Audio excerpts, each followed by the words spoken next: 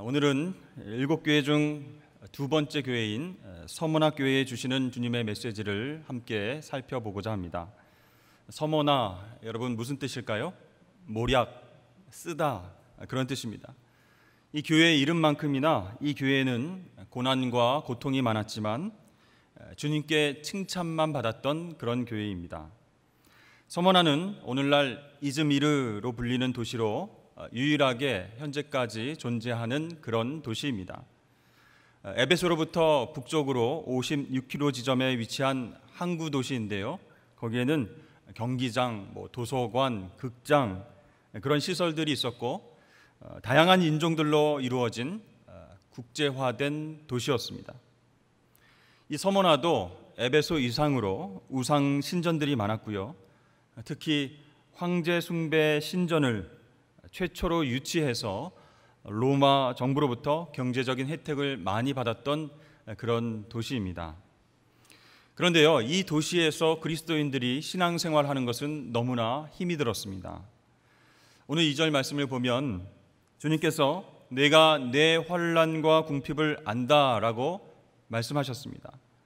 여기에 나오는 환난은 예수 믿는 신앙 때문에 사람들로부터 받는 박해, 그것을 말합니다. 또 궁핍은 말 그대로 경제적인 어려움입니다.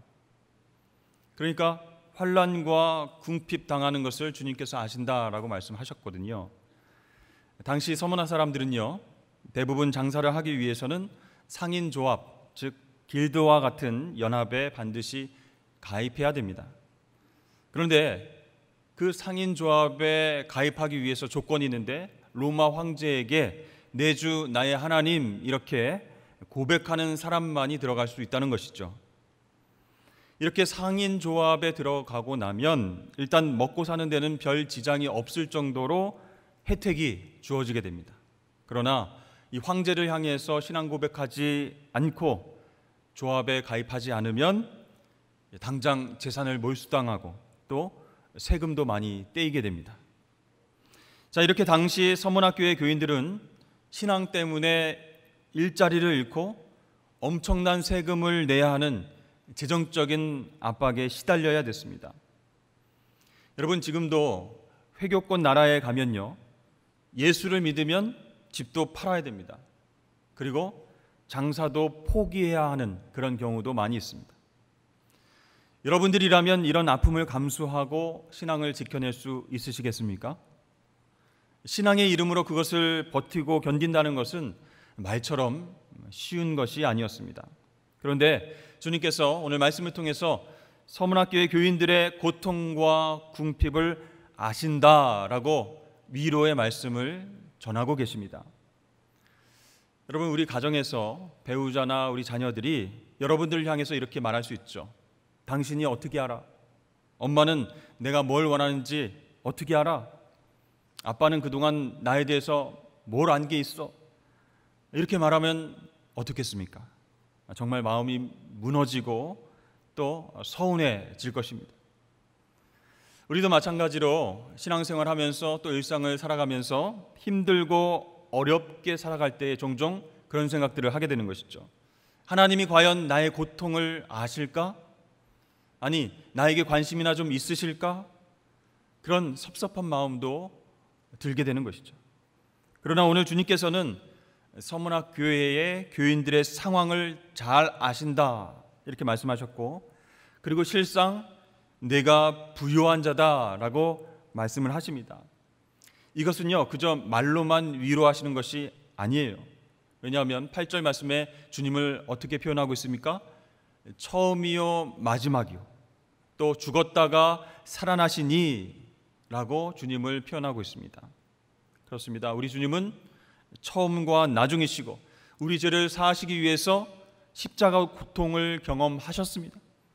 그리고 마침내 부활하셔서 승리하셨기 때문에 하나님 자녀들의 고통과 환난과 아픔을 잘 알고 이해하시고 또 우리를 구체적으로 위로해 주실 수 있는 분이심을 여러분 믿으시길 바랍니다.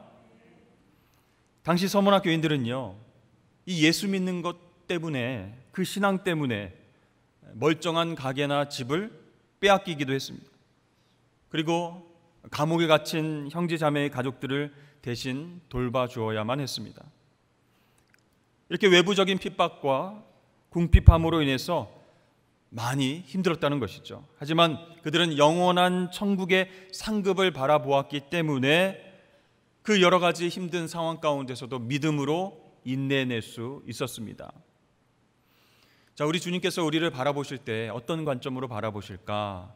이 말씀을 통해서 생각해 보면요, 두 가지의 관점으로 바라보실 것 같다라는 생각이 듭니다. 첫 번째는 부요한 빈자, 리치 푸어맨, 그런 관점으로 우리를 보시는 거예요. 겉모습은 부유하고 평안하고 정말 모자람이 없이 그렇게 살아가지만 영적으로는 가난하다는 거예요. 또 가난한 부자로 보십니다. Poor rich man. 여러 가지 상황들은 어렵고 경제적으로 궁핍하지만 그 영은 하나님을 매일 만남으로 인해서 풍요로운 거예요. 주님께서는 서문화 교인들을 어떻게 바라보셨습니까? 비록 궁핍하고 가난하지만 영적으로는 부유하다, 즉 Poor rich man, 그런 교인들로 바라보셨다는 것입니다.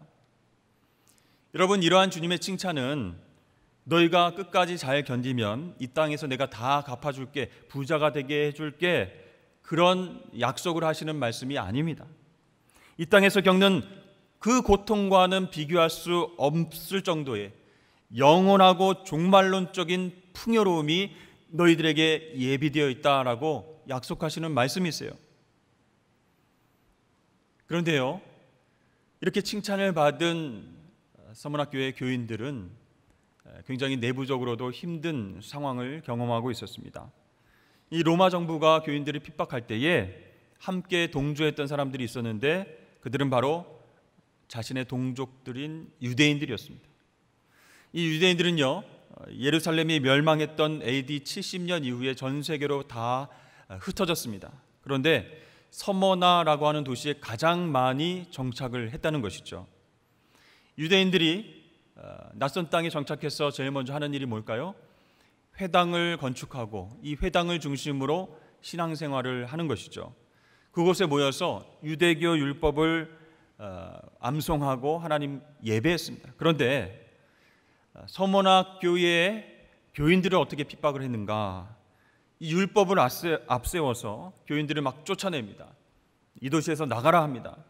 예수 믿는 교인들을 핍박하고 로마 정부에 고발했습니다. 그래서 잡혀가게끔 했습니다. 주님께서는 그들을 어떻게 부르셨는가? 자칭 유대인이다, 이런 표현을 하셨습니다. 자신들이 아브라함의 혈통이고 정말 하나님께 선택된 백성이다, 이렇게 믿고 살아갔지만 예수 믿는 동족들을 고발하고 쫓아내고 화형이라고 하는 극한 처벌로 몰고 가는 그런 사람들이었어요. 그래서 주님께서는 그들을 자칭 유대인, 또 사탄의 회당, 이렇게 말씀을 하셨습니다. 여러분, 주님의 몸인 교회를 핍박하는 것은 바로 사탄이 하는 일이죠. 근데 유대인들이 거기에 앞장섰기 때문에 주님은 그들을 사탄의 회당이다, 이렇게 말씀을 하신 것입니다. 여러분, 오늘날 한국 교회 안에도 교인이긴 하지만 자칭 교인들이 있다는 거예요. 그분들은 영적인 일에는 전혀 관심이 없습니다. 말씀과 기도와 섬김과 봉사와 또 선교, 관심이 없어요. 그리고 정치적이고 물질적인 욕심, 또 이득에만 관심이 있어 하면서 교회를 흔들고 때로는 교회를 어지럽힙니다. 그러니까 옛날이나 지금이나 하나님의 교회를 핍박하고 힘들게 하는 사탄의 세력들이 그 안에 있음을 우리는 깨닫고 늘 깨어 있어야 한다라는 것이죠. 자, 이렇게 힘들고 어려운 상황 속에서 주님께서 칭찬의 메시지를 주셨습니다. 내가 너희의 환난과 궁핍을 잘 알고 있다. 그런데 실은 너희는 정말로 영적으로 부요한 자들이다. 이렇게 위로를 해주셔서 다음 말씀이 막 기대가 되는 거예요. 조금만 참으면 너희가 풍요와 안식을 경험하게 될 것이다. 로마 제국이 곧 멸망할 것이다. 인내해라. 이런 말씀을 주실 줄 알았는데 그게 아니었습니다. 10절 말씀해 보니까 너는 장차 받을 고난을 두려워하지 말라, 이렇게 말씀하시는 거예요. 지금 고난당하고 있는데 장차 고난이 또 온다는 거예요. 고난 후에 다른 고난이 파도처럼 막 밀려오게 된다고 말씀하십니다. 이 메시지를 받는 성도들은 얼마나 힘들었을까요? 안식과 평안이 오는 것이 아니고 장차 받을 고난이 다가오고 있으니 두려워하지 말아라 라고 말씀하십니다. 이 말씀은요, 울고 있는데 뺨을 때리는 것처럼 너무나 충격적이고 슬픈 그런 말씀이었습니다. 근데 여러분, 여기서 우리는 주님께서 하신 말씀의 의도를 잘 살펴봐야 됩니다. 우리 주님은 어떤 분이신가? 결코 다가오는 고난을 숨기고 감추려 하지 않으시는 분이다라는 거예요. 마치 병원에서 의사 선생님이 환자와 보호자에게 이 병에 대해서 정확하게 설명해 주는 것과 같은 것입니다. 근데 환자 입장에서는 위로의 말을 듣고 싶어요. 이제 곧 회복될 것입니다. 괜찮습니다. 좀만 견디십시오. 이런 얘기를 듣고 싶은데 어떻게 얘기합니까? 이제 몇 개월 안 남으셨습니다. 준비하셔야 됩니다. 이 병은 현대의학으로는 고치기 어렵습니다. 이런 얘기를 실제적으로 해주면요, 가슴이 철렁 내려앉습니다. 그냥 선의의 거짓말 해주면 안 되나? 그런 생각도 하게 되죠. 여러분, 마찬가지로 영혼의 의사이신 우리 주님은 우리 앞에 당한 현실을 직시하라 이렇게 말씀하십니다. 둘러대거나 막연한 희망을 얘기하거나 마음을 놓고 안심하라 이렇게 말씀하지 않으시는 거예요. 하나님의 자녀들이 경험할 장차 올 고난에 대해서 솔직하게 이야기하시는 거예요. 여러분, 왜 주님께서 그렇게 하실까요? 그것은 바로 우리에게 실질적인 도움을 주시기 위해서입니다. 그래서 주님께서 너희에게 고난이 이제는 없을 것이다, 꽃깃만 있을 것이다, 그런 말씀이 아니라 고난이 올 텐데 그 고난을 두려워하지 말아라, 이렇게 대처하라.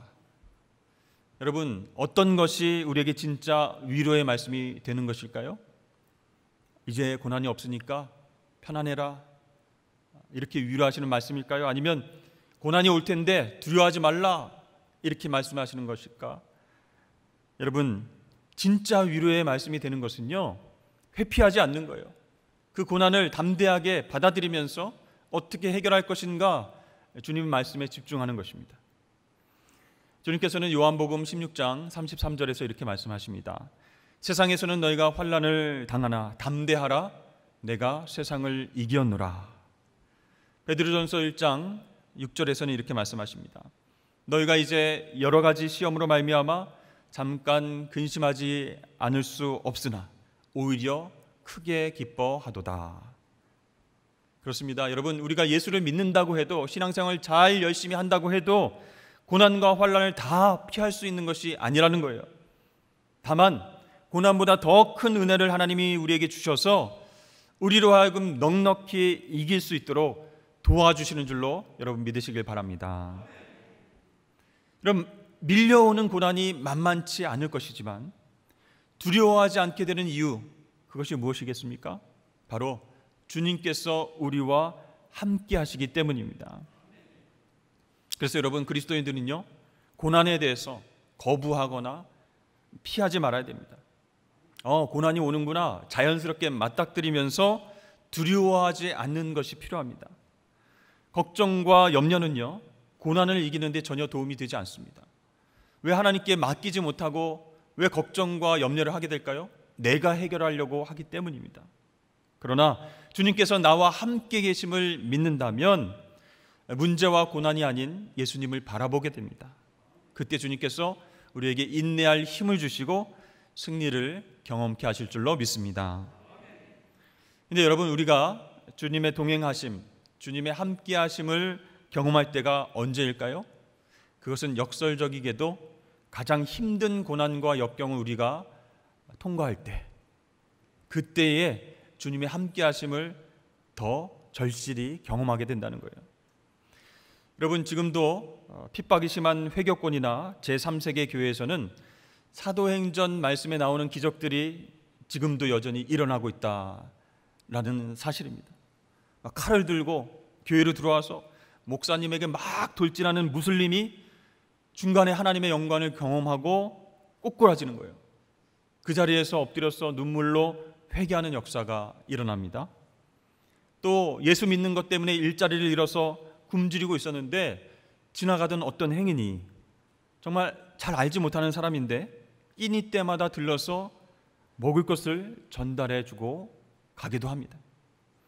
또 병이 들어서 힘들어하는 환우들을 위해서 우리 교인들이 함께 모여서 중보하고 눈물로 기도했을 때 정말로 병원에서도 불가능합니다 라고 했던 모든 연약한 부위들이 치료되고 회복되는 역사가 일어나고 있습니다. 이렇게 보면요, 정말 역설적이지만 시련과 고통이 강할수록 주님의 함께하심과 기적의 역사도 강하게 나타난다는 거예요. 어떻게 보면 우리가 너무 예수 믿는 것이 편해서 주님의 동행하심과 함께하심을 경험하지 못하는 건 아닌가, 그런 생각이 들 때도 있습니다. 10절 말씀입니다. 너는 장차 받을 고난을 두려워하지 말라. 볼지어다 마귀가 장차 너희 가운데서 몇 사람을 옥에 던져 시험을 받게 하리니 너희가 10일 동안 환난을 받으리라. 내가 죽도록 충성하라. 그리하면 내가 생명의 관을 내게 주리라. 자, 이 말씀은 한마디로 말해서 진짜 고난은 이제부터다, 이런 말씀이에요. 지금까지도 너무 힘들었는데 죽을 정도로 힘든 고난이 계속될 것이다, 이렇게 말씀하십니다.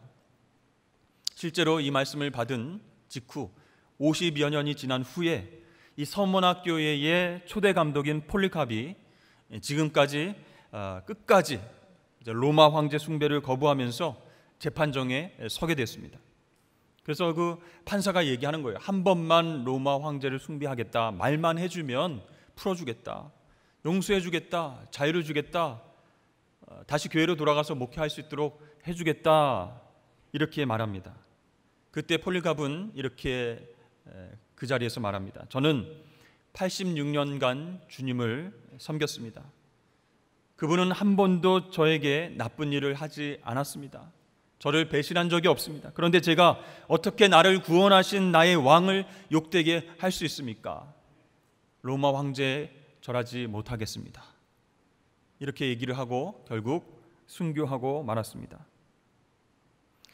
여러분, 주님께서는 서문학 교인들에게 장차 받을 고난에 대해서 예고하시면서 너희가 10일 동안 환난을 받으리라, 이렇게 말씀하십니다.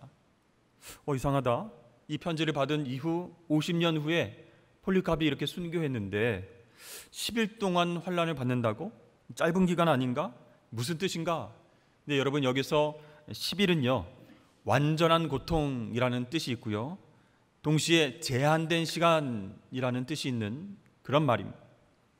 다시 말해서 10일, 숫자적으로 10일이 아니고 하나님이 허락하신 어느 기간 동안만 환난을 받게 될 것이다, 그런 의미예요.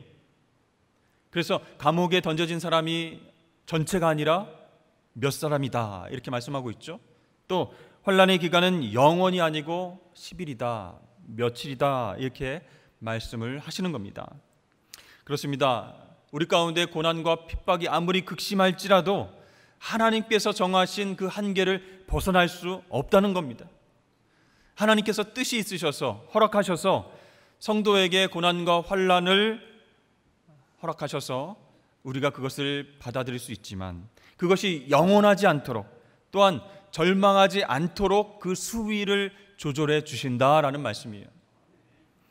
사람이 감당할 시험 밖에는 너희가 당한 것이 없나니 오직 하나님은 미쁘사 너희가 감당하지 못할 시험 당함을 허락하지 아니하시고 시험 당할 즈음에 또한 피할 길을 내사 너희로 능히 감당하게 하시느니라. 아멘. 자, 우리 주님께서는요 우리의 영적 상태를 보시고 거기에 맞는 시험을 허락하십니다. 그리고 반드시 이길 수 있는 지혜와 능력을 주신다라고 말씀을 하셨습니다. 자, 서문학 교인들은요 혹독한 핍박과 환난 속에서 점금과 같이 일어서게 되었습니다. 여러분, 우리 주위에서 보면요 큰 사고 이후에 사람이 바뀌게 되는 것을 보게 됐죠.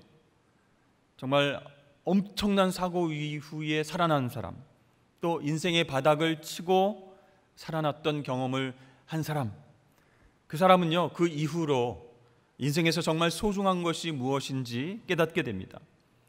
그 시련과 아픔의 기간을 통해서 거품이 쫙 빠지고 진짜 순수한 믿음이 남게 되는 것입니다. 그런 의미에서 주님께서는 7개 교회 중에서 빌라델비아 교회와 서모나 교회만 유일하게 책망 없이 칭찬의 말씀을 주고 계십니다. 이 두 교회가 너무나 힘들고 어려운 상황 가운데, 고통 가운데서도 믿음으로 인내해내고 그 시험을 통과했기 때문에 주님께서는 칭찬만 하셨다라는 것이죠. 그런데요, 이렇게 힘든 상황들을 잘 이겨낸 서모나 교회에게 어떤 말씀을 주십니까? 죽도록 충성하라, 이런 말씀을 주셨어요. 개인적으로 이 말씀을 처음 접하면 어떤 생각이 듭니까? 주님 너무하지 않으신가? 큰 환난과 핍박 가운데에서 믿음을 지키고 이겨낸 그 교인들에게 안식하라, 이제는 안심하고 쉬어라, 내가 평안을 주노라, 이렇게 위로하시면 참 좋을 텐데 너희가 죽도록 충성하라, 굉장히 부담되는 그런 말씀인 것 같습니다. 그런데 여러분, 우리는 이 말씀을 우리가 살아가는 이 세상 현실 속에서 해석할 수 있어야 됩니다.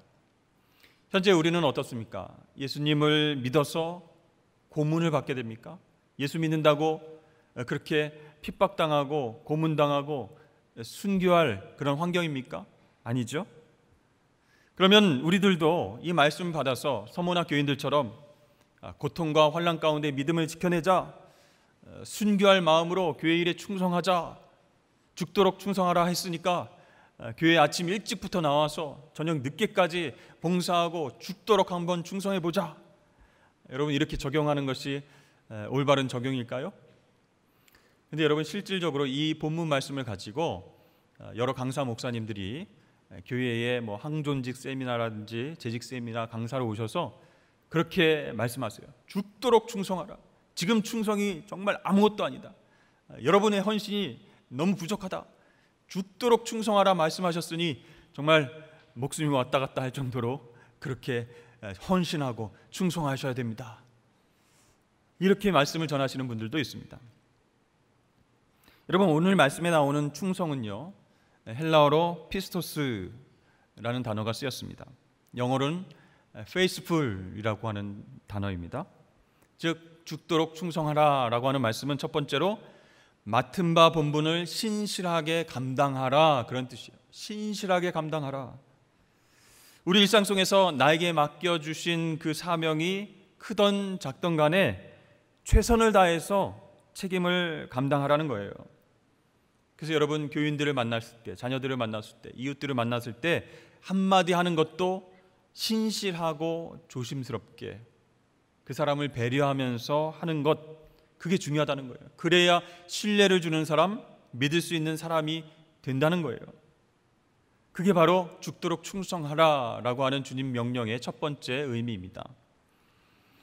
우리 민족은요, 작은 땅덩어리에서 살아서 그런지 큰 것을 선호하는 그런 경향이 있는 것 같습니다. 우리나라 이름도 뭐예요? 대한민국입니다. 그냥 한국이 아니고 대한민국. 그래서 여러분, 월드컵 때 얼마나 많이 외쳤습니까? 그리고 최고 지도자는 대통령, 그렇게 얘기하죠. 최고 학부는 대학원, 외교 사절은 또 대사, 그런 말을 씁니다. 우리나라의 길도요, 사실 땅덩어리가 크지 않아서 좁은 길도 있고 꾸불꾸불한 길도 있고 넓지 않은 길도 있습니다. 그런데 길 이름이 다 대로예요. 강남대로, 양재대로, 무슨 대로. 한국에 오는 외국인들이 놀랄 것 같아요. 다 대로만 있나 보다. 큰 길만 있나 보다. 다리도 여러분 어때요? 다 대교입니다. 다리, 좁은 다리도 많잖아요. 한강대교. 저도 이쪽에 부산에 가보니 부산 항대교, 그렇게 안 넓던데, 성수대교, 이렇게 다리도 다 대교입니다. 여러분, 우리는 일반적으로 이렇게 큰 것, 큰 일과 관련해서는 또 눈에 잘 띄는 일, 생색낼 수 있는 일에는 열심을 보인다는 거예요. 헌신한다는 거예요. 그러나 눈에 보이지 않는 일, 작은 일에는 열심을 내지 못하는 그런 경향이 있다는 겁니다. 자, 여러분 잘 아시는 다윗은 원래 목동이었습니다. 양을 치는 목자였죠. 그러나 그는 나중에 한 나라를 통치하는 왕이 되었습니다. 여러분, 어떻게 이것이 가능했을까요? 하나님께서는 이 다윗의 성실함을 보시고 왕으로 선택하셨다는 거예요. 자기 양도 아닙니다. 아버지 양입니다. 그런데 한 마리 한 마리 책임을 다해서 돌보고 맹수들이 어린 양을 잡아가면 지팡이 들고 쫓아가는 거예요. 맷돌을 돌리면서 그렇게 맹수와 싸워서 양을 찾아옵니다. 그런 다윗을 하나님께서 지켜보셨습니다. 자, 그가 목자로서 양치는 일, 작은 일에 성실하게 임했을 때 하나님은 그를 택해서 이스라엘 백성을 치는 한 나라의 목자가 되게 하셨다는 것입니다. 그래서 여러분, 우리가 생각하는 큰 일은 작은 일에서부터 시작된다. 그것이 바로 역설의 진리다라고 할 수가 있습니다. 예를 들어서 교회 학교 교사로서 학생들을 맡아서 열심히 기도하고 돌보시는 우리 선생님들 계십니다. 그런데 학생들과 교감하기가 참 쉽지가 않아요. 그래서 이 아이들을 이해하기 위해서 유행어도 알아보고 계속 대화하면서 공감대를 막 찾아갑니다.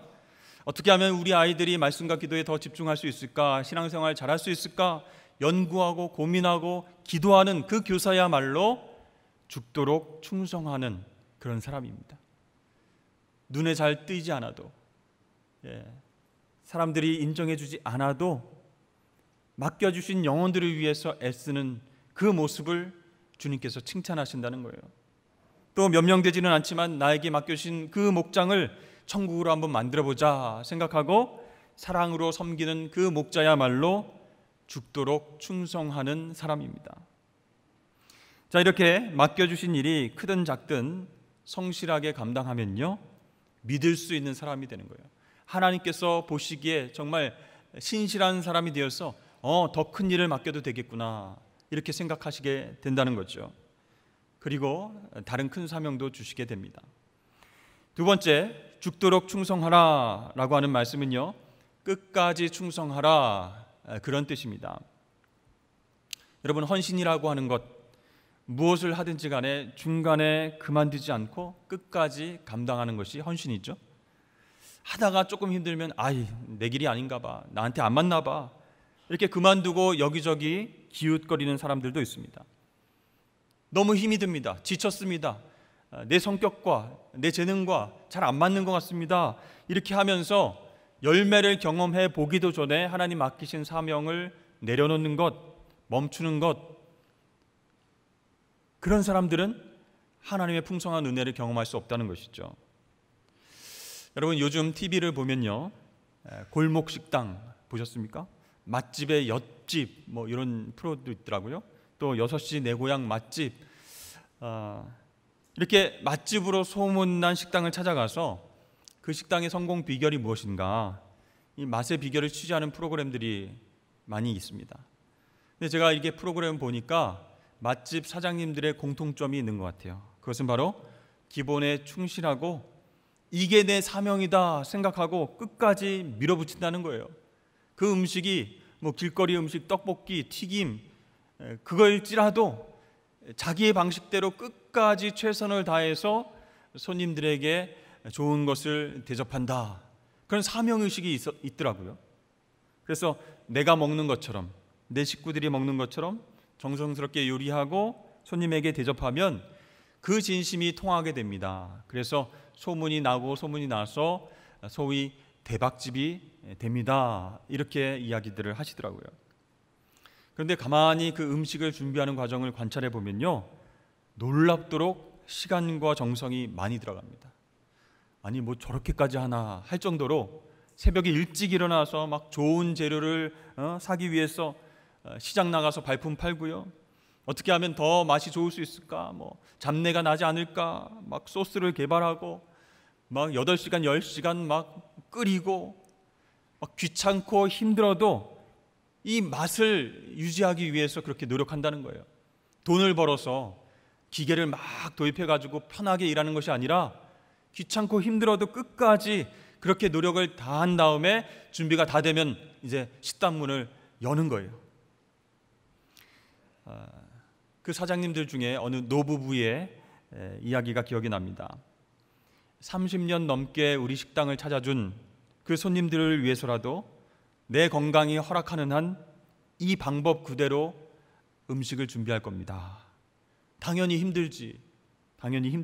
그런데 이렇게 안 하면 손님들이 금방 맛을 알아차립니다. 예전에 정성이 빠졌구나. 예전의 맛이 아니구나. 그렇게 금방 알아차립니다. 그래서 나는 힘들더라도 이 방법으로 끝까지 이 음식을 만들 겁니다. 이렇게 말씀하시는 것을 들었습니다. 그렇습니다, 여러분. 끝까지 성실하게 맡은 바 책임을 다하는 것, 이것이 바로 죽도록 충성하라 라는 주님 말씀의 뜻이에요. 여러분, 서머나교회는요, 죽도록 충성하라 라고 하는 주님의 명령에 어떻게 순종을 했을까요? 이 서머나교회와 교인들은요, 상처투성이의 몸으로 다시 일어나서 전열을 가듬는, 그래서 총을 다시 들고 전장터로 나가는 병사처럼 영적 전쟁에 임했습니다. 그래서 세월이 많이 흘러서 서머나교회는요, 로마의 핍박과 유대인들의 박해에도 무너지지도 않고 흔들리지도 않고 폴리갑과 같은 순교자를 배출했습니다. 바로 주님의 영광이 되는 그런 교회가 되었다는 것이죠. 사랑하는 성도 여러분, 우리 교회도 서머나교회처럼 주님께 칭찬받고 구원받는 그 영혼들을 위해서 죽도록 충성하는 교회가 되어야 하지 않겠습니까? 우리 교회도 정말 작은 일에도 신실하게 임하고 끝까지 사명을 감당하는 성도들이 계속 많아져서 어렵고 힘든 이 시대 속에서 빛과 소금의 역할을 감당하는 아름다운 교회, 아름다운 공동체가 되길 주의 이름으로 간절히 축원합니다.